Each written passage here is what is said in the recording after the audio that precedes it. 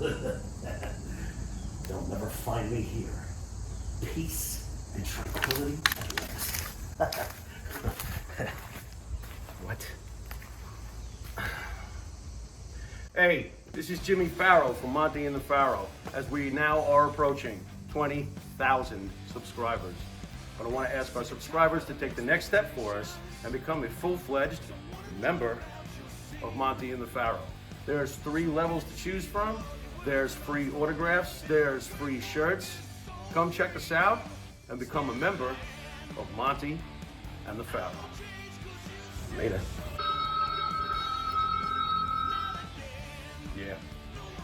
Yeah, they're here. No, I'm not playing in abandoned buildings. Yeah. Hey.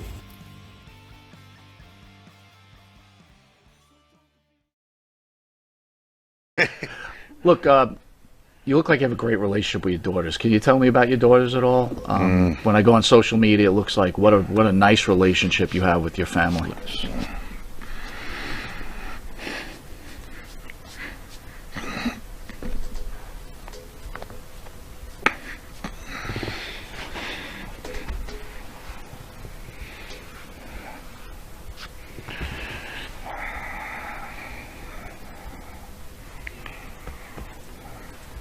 Three daughters, 21, 23, seniors in college, about to graduate, never been in trouble, just, you know, the best, my life.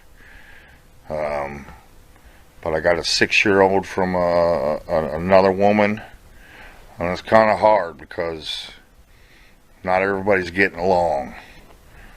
I mean, I'm trying to get along, but sometimes other people make it impossible to work it out. But I'm as close with my oldest 2 daughters as I've ever been. I mean, I'm sure she'll be calling me tonight. We talk every day. I see each other almost, you know, as much as we can. But my 6-year-old's she's a little sweetheart, a little beauty, and they're all talented. My oldest daughter she could have been the UFC women's champion. She is that fucking badass. That freaking strong. She seems as strong as me I mean, she is an animal. But then her sister, all-star shortstop, all-star point guard in basketball, very athletic. But the oldest one was a gymnast, national champion, level 10 gymnast. Now that's a brutal, brutal sport. I remember when she was about 7 years old, I was showing Rich Franklin's wife. I said, "Guys, used to show my daughter had it's the sickest six-pack you ever seen in your life."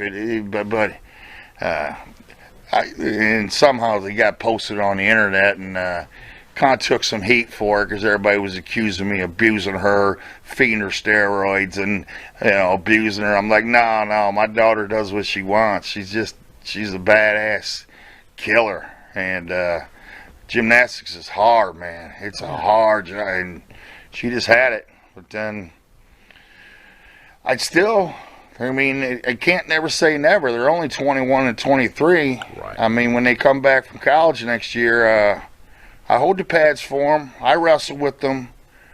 They're tough, but... Would you want them to get into that lifestyle? Nah, you know, kinda. But they would have to commit to it, man. Right. I mean, it'd be pretty hard. I mean, because they're just going to... you got a nurse. She needs to get in there and make some money. She's been busting her ass. Nursing is a very hard major. How hard was it being on the road back when they were little? Ah, man, I couldn't stand leaving, man. I couldn't, and I didn't leave that much. I trained at home. Right. I should have been. If I could do it over again, I'd just go. Right. But I didn't trust anybody with my kids, so I didn't really have too many training camps. I mean, I had my own training camps. I was my own coach in Columbus, Ohio State Wrestling Room, and I made it work. But Sure could have been a lot better. I could have been a lot better, but I did pretty good. I did okay sometimes. So let me ask you a question. Your daughter comes home. She brings a boyfriend home. Is this guy shitting his pants when he realizes who the Fuck father no, is? man. Dudes ain't scared of me. What? Get the fuck? I wouldn't even go on the same block. What are you talking about? Oh Yeah, I mean they might be no. If I don't be nice to, if they bring a dude around and I'm a prick, well they just won't fucking bring him around. So I have to be nice. I have to be nice to these guys. Yeah, but I'm not even the point of you being nice or not, but it's like they know who you are. It's like, oh shit, I gotta go meet the man. It's like, yeah, maybe, I don't know, I suppose, but like I said, like I said, my daughter's made it clear to me, don't embarrass me, Dad. Oh, my God. You know, so they run the show. Dudes ain't afraid. I mean, you know what controls their brain. yeah. Well, I don't know. You know, I'm sorry. I'd be shitting a brick. Anyway, we'll be right back with the legend Mark Coleman in just a minute. This recent last match. Yeah, well, I didn't watch it, and it kept popping up. I get YouTube everywhere in my house. It pops up on my cable, my big screen, and I never did really. I started to watch it. I saw Jeff Jarrett look pretty good. Rick had his shirt on. I go, I ain't gonna watch it. He's got his shirt on. You know, and I hate that. If you're so old you can't wrestle, you got to wear a shirt. You know. And I heard he got tired. I just didn't want to watch it. Now, you want to have a good match? Put me against Flair, and I challenge him right now. Don't wear the T-shirt.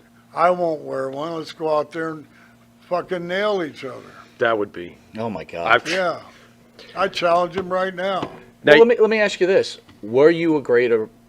Well, we were talking about last night's show, the greatest of all time. It was Hulk Hogan's birthday yesterday, and Was it really? yes. Okay. Would you consider yourself better than Ric Flair as one of the all-time greats? I'm better than Hogan and Flair. Nice. Yeah. Tell us why. Why do you feel that way? Well, Ric Flair's matches were all the same, and I used to put thoughts into my matches and try to mix it up, you know. And sometimes we get repeat. There's only so many different things you can do, but you know how many times you're gonna watch him go hit the rope and turn around, jump, go over the top, run down, come on, drop the elbow. How many times you can see it? That's every friggin' match he has. I like Rick, but I mean, I'm shooting from the hip. Yeah. I'm saying his matches are all alike. Mine, I couldn't take the bumps like Rick, but I don't think bumps are that realistic. Anyway, I tried to make my matches different. And as far as Hogan, he just had the ultimate push. Nice guy, had great interviews, big friggin' arms. He was just right for that time in the era. But as far as work and realistic and drawing money, I sold Madison Square Garden out 17 times. And I know that for a fact. And I think it's because of my believability. And Hogan had the major push, and he had his own deal, made lots of money. And so I think I'm better than both. Well, let me ask you about that. He got the major push, but could anyone, in your opinion, could anyone else have carried the WWE to? Because you know Hogan's the spark that created the WWE today. The WrestleMania. Obviously, right? The opponents, things like that. Could anyone else have done that besides Hogan? Could McMahon have used somebody else? Well, I could have been the world champion, but I wouldn't want to, because I'm a heel, the bad guy. I wouldn't want to keep it. So he was perfect for that. But the reason I say I was better than him is I was just a better worker. Yeah. But me and Tito used to go out. I mean, they had 3 towns a night running in the 80s, in the 90s. And me and Tito could go main event in Detroit and go to Boston that same day and sell them out, sell both Boston and Detroit out with just the Intercontinental belt. We didn't need Hogan on the card. We didn't need anybody on the card. We could do it ourselves. I mean, you got to have an undercard, but Hogan, so, you know, that was a big feather in our cap for drawing. And well, you know, I can't draw nothing by myself. I have to have a good opponent like Tito. He was So fabulous. what you're trying to say is the other wrestlers probably happy being on the B card with you guys because Yeah, the draw yeah, was the you same go- as a Hogan card. So I was a B card, but we still sold out, and we made money. And oh, let's send Greg and Tito over there. Don't worry about it. We'll have Hogan go over here, and then I think there was even three cards on the weekends, and they probably still. Wrestling was just hot back then, but we could. The Intercontinental Champion could. I myself could sell out without Hogan on the card. Key word being worker. You've mentioned it a couple of times. Who to Greg Valentine is the greatest worker in the history of pro wrestling? What's that? Who's the greatest worker in the history of pro wrestling to you? Besides myself? There you go. Well, we got the obvious. I mean, who's second to you? No, there's guys with different styles, you know, and I guess like Stone Cold Steve Austin, you know, Interesting. he did a Okay. phenomenal job in getting over, and The Rock had a lot of charisma, plus he knew how to work. I mean, there's a lot of other guys that could work good, you know. That's just off the top of my head. Right. Yeah. What's your thoughts on guys? I don't watch the current product. Okay. I can't really. I don't want to say anything bad about it, but I'm just past that. I watch WrestleMania, and that's about it. Oh, I don't blame you. Yeah. ESO Creative, one of the fans out there, wants to know any memories on the Poughkeepsie Civic Center. Yeah, it was really hot down in the basement, but we used to do all of our television after we left Allentown. We went to Poughkeepsie. Allentown was better, and so was even Hamburg, but he wanted to go to Poughkeepsie, and we'd be in that hot dressing room in the basement. But it was kind of, you know, at least they had air up there. My thoughts were that was a good time. That's where me and Brutus got beat by the Bulldogs. See, they didn't have anybody for us to wrestle, and we were the champs, right? So because Barry Windham and walked out. It was mainly Windham that walked out, and Rotundo had no place to go, so he followed him. Came back with Dan Spivey. That didn't work. So they're looking at, here's the British Bulldogs. They're underneath. So we went out there, put them over on national TV with Captain Lou Albano, my ex-manager, and it made them. They beat us in a non-title match, and that's how I remember Poughkeepsie because of that. And we went over and sold. Speaking of selling out by ourselves, without Hogan, Beefcake and Valentine could go anywhere against the Bulldogs, and no tag team had done this. And tag teams were just a supporting card, right? Mm-hmm. They'd be underneath, say, Hogan or whoever in the main event. We were the real main event and went everywhere and sold out against those Bulldogs. In New York, that match closed out WrestleMania 2. Right. Very upsetting, by the way. Very, Right. very upset about it. I was upset about it too.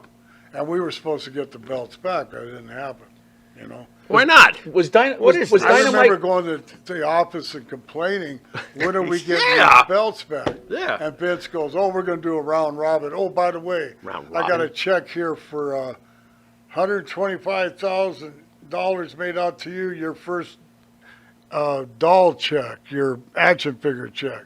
So I'm looking at that, and then I don't need the forgot belts. why I was Who cares there. about the belts? need I'm the done. belts. Yeah, I got this, so I'm going to go buy me a new car. Was Dynamite Kid as much as a prick as everybody says he was? Or? Not to me, but he wouldn't was a prick. well, yeah. I wouldn't expect him to be to you. He So probably would've, were you know. there with that whole thing with the Rougeaus? Like, what do you know about that whole situation? Okay, so here, I was in Miami, and I think we weren't working with the Bulldogs there that night. I think it was some big deal, like a Royal Rumble out of Miami, and or maybe it wasn't. But anyway, I'll tell you what happened in the dressing room. Rouge was sitting there unlacing his shoes, and the little guy, not Dynamite. Davey Boy, but Dynamite Dynamite. comes in. I'm sitting right there next to Rougeau. He comes in and he slaps Jock twice right across the face. You piece of shit. You fucked up the whole match. You son of a bitch. Get up and fight right now. And Jock just sat there like this, you know. And I probably would have done the same thing. Like, wait a minute. Let me go, you know. Well, if someone hit me like that, I would have hit him back. But, I mean, he was like stunned. And I'm watching this. I go, what the fuck, you know. And so about a month later, or maybe it wasn't that long, maybe it's 2 weeks later when we're doing a TV somewhere and we're in the lunchroom and we're all coming out and I'm one of the last guys in there and all of a sudden I hear this BAM! And Rougeau was waiting for Dynamite Kid to come out and punched him and everybody said he had a bunch of coins in his hands or something to make his fist real hard, punched him in the face, and knocked about 4 teeth down his throat, and took off and left. Now, about a week later, I'm flying over to Europe, and they're going with me. I didn't think Dynamite was going to come, and he's just smiling. He had 3 teeth missing, and that was bad. That was bad shit. But I don't know if Rougeau, I know he said, you know, he attacked him and waiting around the corner because he had been embarrassed. I don't know if he had a roll of quarters there, but he gave him a hell of a shot and knocked 3 teeth out. Isban Royals asking, why did you choose to wear the mask in the 1993 Survivor Series? Because they asked me to come up to Survivor Series and they said, we want you to wear a mask. And I go, oh, you paying me? I was thinking about the money and who was it? Shawn Michaels that I was. Yeah, I think it was Shawn, right? It was Yeah. the